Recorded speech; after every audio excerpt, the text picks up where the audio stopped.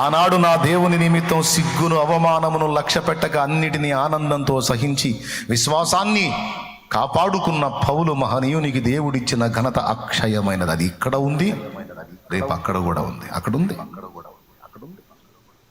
మరి మనం పోయి మనం ఆగుతాం అయింది.